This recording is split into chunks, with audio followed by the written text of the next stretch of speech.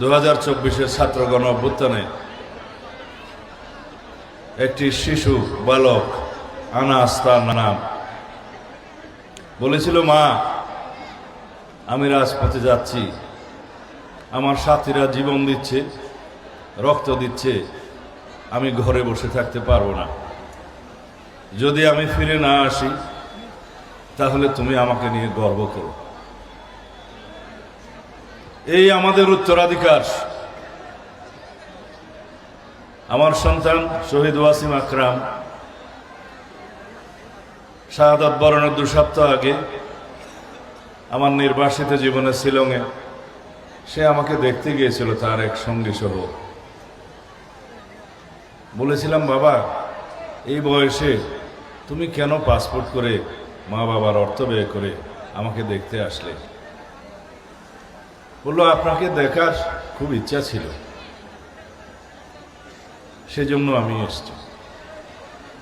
আমার সাথে ছবি তুলল, ফেসবুক প্রোফাইলে সে দিয়ে দিল। যেদিন তার শাহাদত হলো, শাহাদত বরণ করলো, গুলিবিদ্ধ হলো রাজপথে, তার সেই ফেসবুক প্রোফাইলটি ভাইরাল হয়ে গেল। আমি চোখের পানি ধরে রাখতে পারিনি। তার মায়ের সাথে টেলিফোনে কথা বললাম। বলল, বাবা তোমাকে দেখে আসার পরে আর আমাকে দেখতে আসেনি। এই আমাদের সন্তানদের বীরত্বগাথা কাহিনী। দেশের জন্য তারা জীবন দিতে পারে, রক্ত দিতে পারে। এই দেশ গড়ার জন্য তোমরাই আমাদের নতুন প্রজন্ম। আমাদের স্লোগান সবার আগে বাংলাদেশ।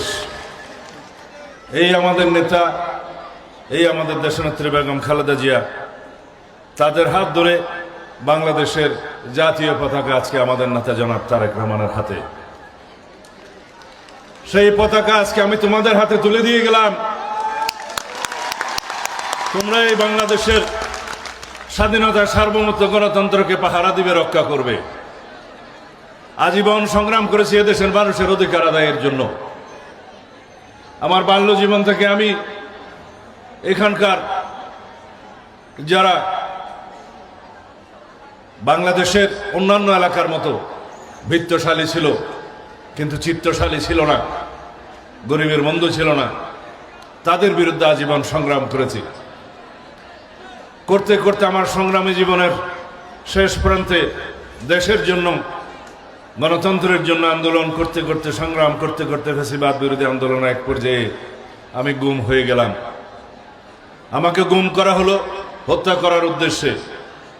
তোমরা এদেশের মানুষ, আমার মা বোনেরা সবাই রব্বুল আলামিনের দরবারে মোনাজাত করেছিলেন। রব্বুল আলামিন মোনাজাত কবুল করেছেন, আমি জীবিত আছি। সবাই আমাকে অনেকেই বলে মৃত্যুঞ্জয়ী বীর। না, আমি মৃত্যুঞ্জয়ী বীর না, আমি একজন সেবক, বাংলাদেশের স্বাধীনতা, সার্বভৌমত্বের রক্ষক। তোমরা মৃত্যুঞ্জয়ী বীর হবে। আমার সন্তানরা, আমরা যা করতে পারি নাই তোমরা তা করে দেখাবে।